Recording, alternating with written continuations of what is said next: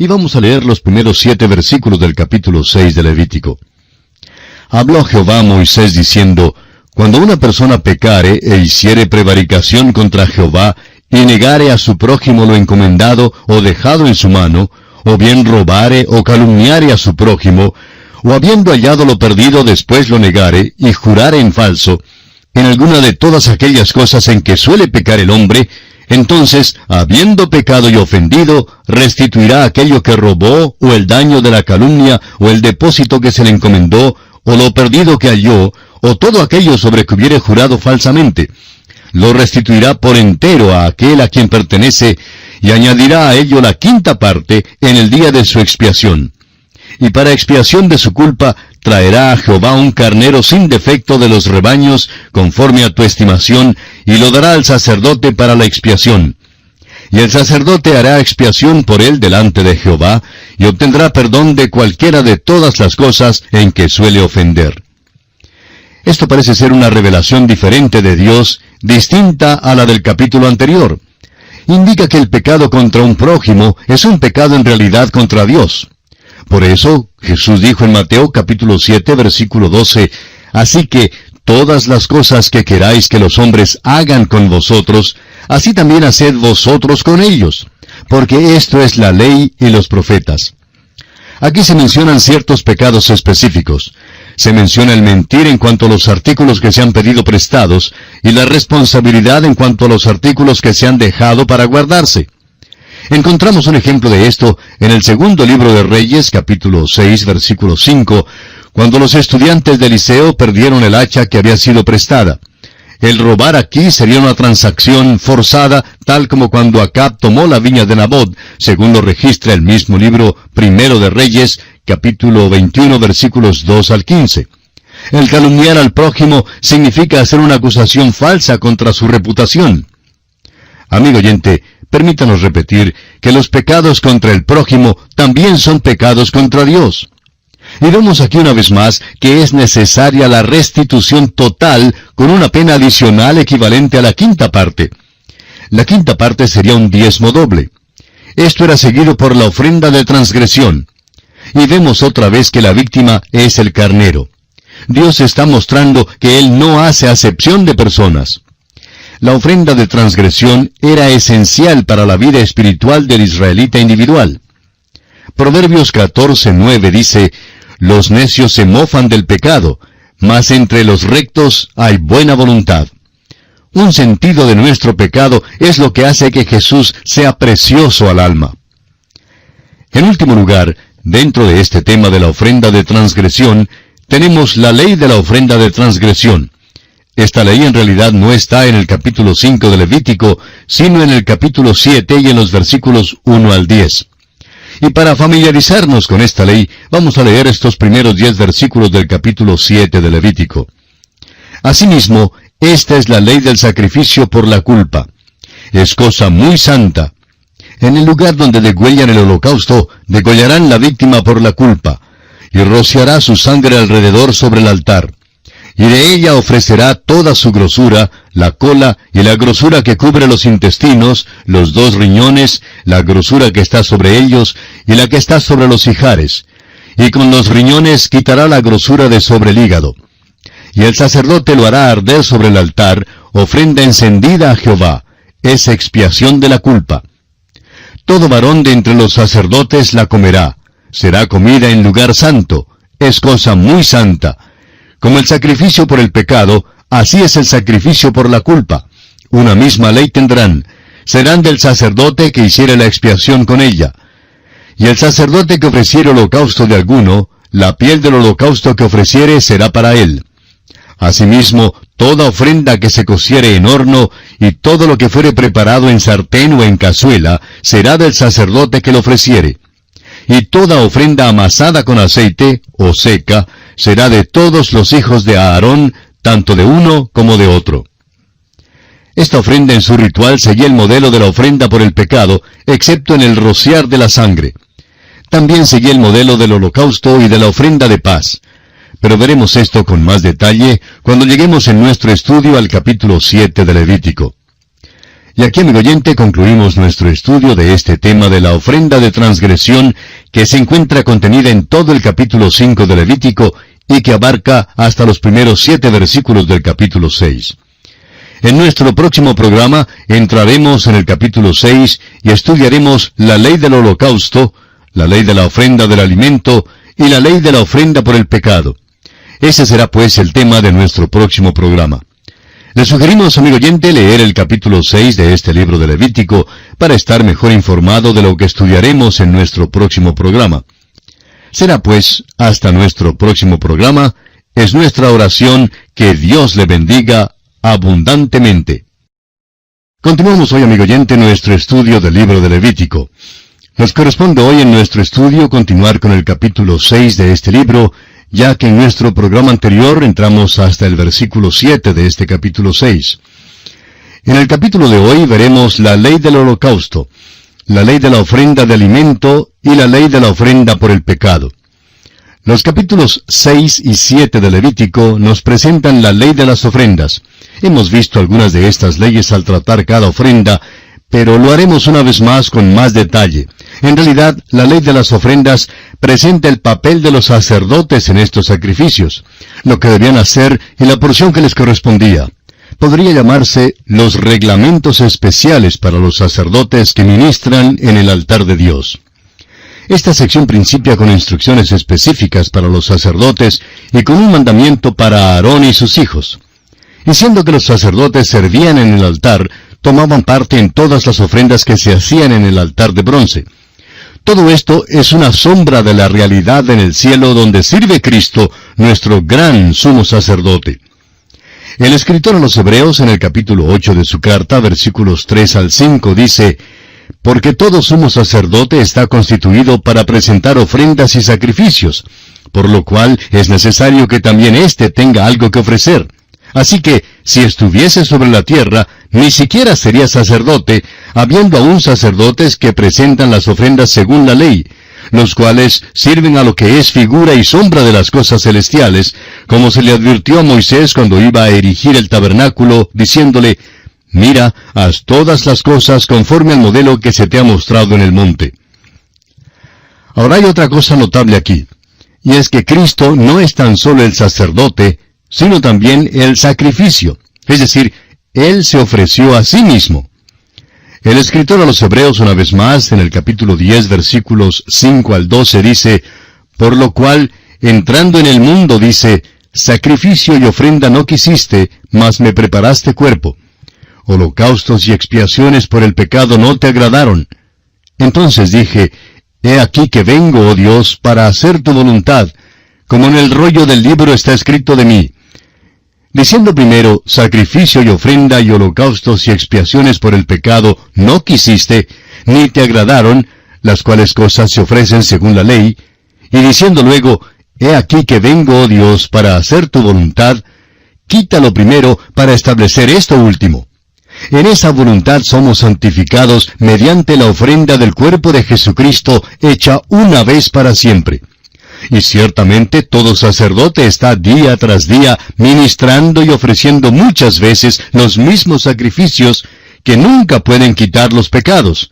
Pero Cristo, habiendo ofrecido una vez para siempre un solo sacrificio por los pecados, se ha sentado a la diestra de Dios». Amigo oyente, necesitamos saber esto hoy en día. Hay muchísimas religiones que tienen rituales primorosos con largas procesiones, togas, velas y muchas tradiciones. Suponemos que en todas las iglesias hacemos muchas cosas que realmente no valen la pena. Dios es espíritu y tiene que ser adorado en espíritu y en verdad. Dios nos dio esta gran verdad espiritual aquí en la Epístola a los Hebreos para que pudiéramos ver este hecho. Amigo oyente, usted y yo tenemos un sumo sacerdote en el cielo y está sumamente ocupado. Cuando dice este pasaje en el versículo 12 que se sentó, quiere decir que nuestra redención fue consumada.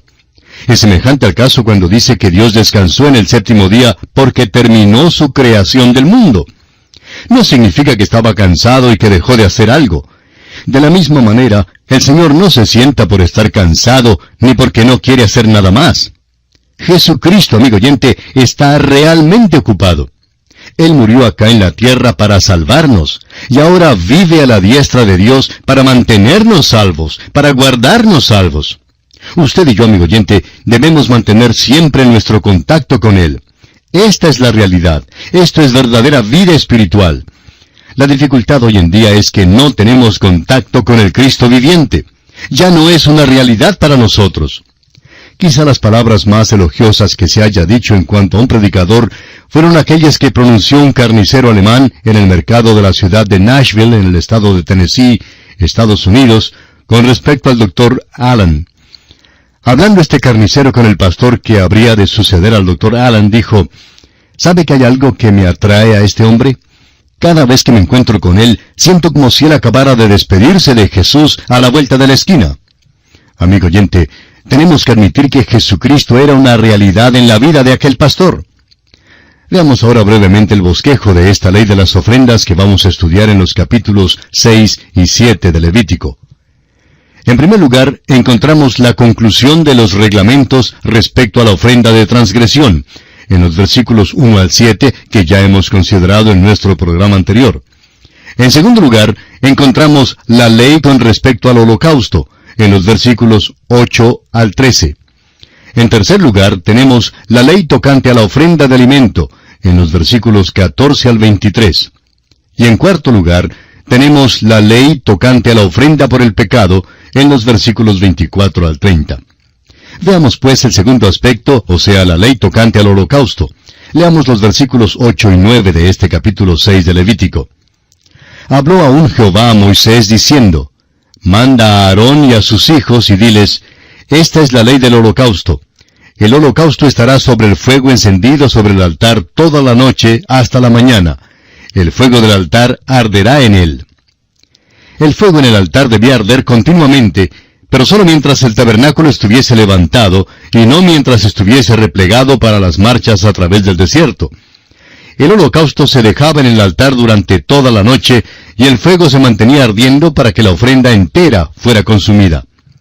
Esto habla de la consagración continua de Cristo. El Señor Jesús, refiriéndose al Padre, pudo decir, según Juan capítulo 8, versículo 29, porque yo hago siempre lo que le agrada. También exhibe este amor y obediencia en su oración sumo sacerdotal que encontramos en el capítulo 17 del Evangelio según San Juan, versículo 19. Y por ellos yo me santifico a mí mismo, para que también ellos sean santificados en la verdad. O bien, escúchele en Juan capítulo 4, versículos 31 y 32, cuando dice, Entre tanto, los discípulos le rogaban diciendo, Rabí, come. Él les dijo, Yo tengo una comida que comer que vosotros no sabéis. Esto también habla del hecho de que debemos ofrecernos en sacrificio vivo a Dios. Y es el apóstol Pablo quien en su carta a los Romanos capítulo 12, versículos 1 y 2 dice, Así que, hermanos, os ruego por las misericordias de Dios que presentéis vuestros cuerpos en sacrificio vivo, santo, agradable a Dios, que es vuestro culto racional. No os conforméis a este siglo, sino transformaos por medio de la renovación de vuestro entendimiento, para que comprobéis cuál sea la buena voluntad de Dios, agradable y perfecta. Hallo que cuando yo me pongo en el altar y el fuego se calienta un poquito, lo primero que quiero hacer es bajarme. No sé en cuanto a usted, amigo oyente, pero veo que son muchos los que actúan en forma igual. Quisiera poder decir que yo hago siempre lo que le agrada a Dios. El Señor Jesús pudo decirlo, pero yo, amigo oyente, no puedo decirlo. Hay un desafío para cada creyente hoy en día, porque Dios se deleita en la obediencia continua de sus hijos, y eso debe darnos algo en qué pensar. Recuerde que este era el problema del rey Saúl cuando Samuel le reprochó, según leemos en el primer libro de Samuel, capítulo 15, versículos 22 y 23. Y Samuel dijo, ¿se complace Jehová tanto en los holocaustos y víctimas como en que se obedezca a las palabras de Jehová? Ciertamente el obedecer es mejor que los sacrificios y el prestar atención que la grosura de los carneros. Porque como pecado de adivinación es la rebelión, y como ídolos e idolatría, la obstinación. Por cuanto tú desechaste la palabra de Jehová, Él también te ha desechado para que no seas rey. Hoy en día necesitamos, usted y yo, amigo oyente, reconocer que debemos ofrecer a Dios nuestros corazones y vidas si es que le pertenecemos, si es que somos salvos. Pero lejos esté de nosotros hacer profesiones vanas. ¿Qué es lo que Dios quiere que hagamos? El Evangelio según San Juan, capítulo 6, versículo 29 nos responde: Esta es la obra de Dios, que creáis en el que Él ha enviado. Volviendo ahora al capítulo 6 de Levítico, leamos los versículos 10 y 11. Y el sacerdote se pondrá su vestidura de lino, y vestirá calzoncillos de lino sobre su cuerpo, y cuando el fuego hubiere consumido el holocausto, apartará él las cenizas de sobre el altar, y las pondrá junto al altar. Después se quitará sus vestiduras, y se pondrá otras ropas, y sacará las cenizas fuera del campamento a un lugar limpio. Dios dio instrucciones aún en cuanto a los mínimos detalles de la vestidura que el sacerdote debía ponerse.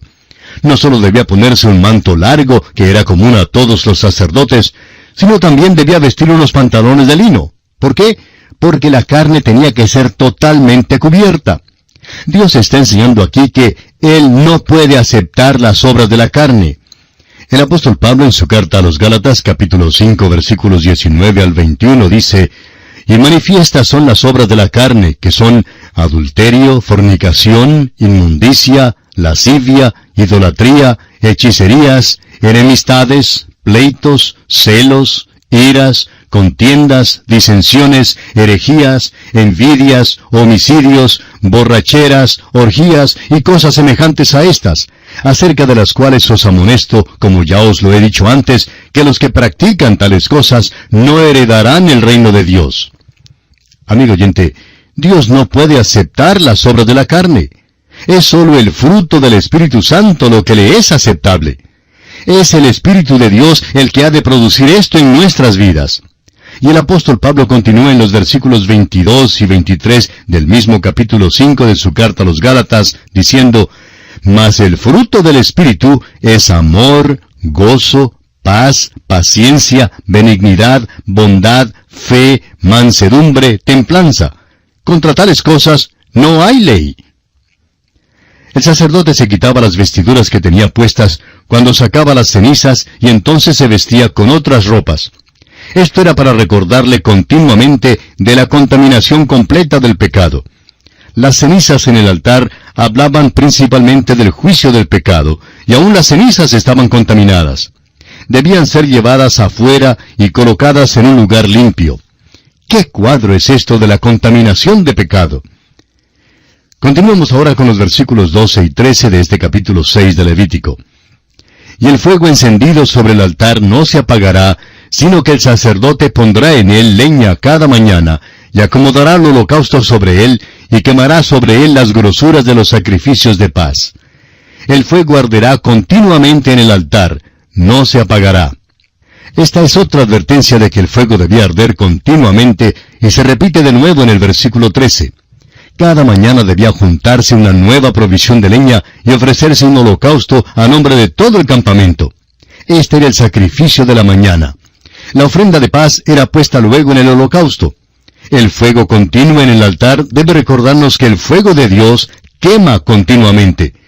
Para aquellos que rechazan a Jesucristo, esto significa el fuego de la ira de Dios. El Evangelio según San Juan en el capítulo 3, versículo 36 dice: El que cree en el Hijo tiene vida eterna, pero el que rehúsa creer en el Hijo no verá la vida, sino que la ira de Dios está sobre él. Y pasamos ahora a considerar la ley de la ofrenda del alimento. Leamos los versículos 14 y 15 de este capítulo 6 de Levítico. Esta es la ley de la ofrenda. La ofrecerán los hijos de Aarón delante de Jehová ante el altar. Y tomará de ella un puñado de la flor de harina de la ofrenda, y de su aceite, y todo el incienso que está sobre la ofrenda, y lo hará arder sobre el altar por memorial en olor grato a Jehová. Una vez más vemos aquí que las instrucciones van dirigidas a los sacerdotes.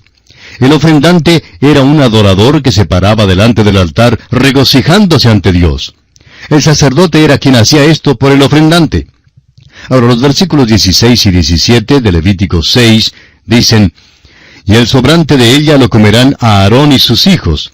Sin levadura se comerá en lugar santo. En el atrio del tabernáculo de reunión lo comerán. No se cocerá con levadura. La he dado a ellos por su porción de mis ofrendas encendidas. Es cosa santísima como el sacrificio por el pecado y como el sacrificio por la culpa. El lugar santo donde se comía esto era evidentemente el atrio del tabernáculo. Era santo porque Dios estaba allí. La presencia de Dios hace santo a cualquier lugar.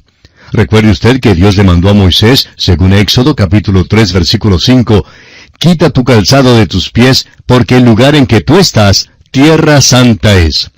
Y el apóstol Pedro, en su segunda carta, capítulo 1, versículo 18, dice que en la transfiguración estábamos con él en el monte santo. Leamos ahora el versículo 18 de este capítulo 6 de Levítico. «Todos los varones de los hijos de Aarón comerán de ella. Estatuto perpetuo será para vuestras generaciones tocante a las ofrendas encendidas para Jehová. Toda cosa que tocare en ellas será santificada». Todos los creyentes pueden participar en el goce de las bellezas y las glorias de la santa humanidad de nuestro Señor. Amigo oyente, usted y yo debemos regocijarnos en Él mucho más de lo que lo hacemos. Sigamos adelante ahora con los versículos 19 al 23. Habló también Jehová a Moisés diciendo, «Esta es la ofrenda de Aarón y de sus hijos que ofrecerán a Jehová el día que fueren ungidos. La 10ª parte de un efa de flor de harina, ofrenda perpetua, la mitad a la mañana y la mitad a la tarde. En sartén se preparará con aceite, frita la traerás, y los pedazos cocidos de la ofrenda ofrecerás en olor grato a Jehová. Y el sacerdote que en lugar de Aarón fuere ungido de entre sus hijos, hará igual ofrenda. Es estatuto perpetuo de Jehová. Toda ella será quemada. Toda ofrenda de sacerdote será enteramente quemada. No se comerá». Los sacerdotes no sólo debían comer, sino que también debían ofrecer la 10ª parte de la ofrenda de alimento. El sacerdote que recibía un diezmo, debía a su turno ofrecer un diezmo, y todo el diezmo debía ser ofrecido. Los sacerdotes debían dar tanto como lo que recibían.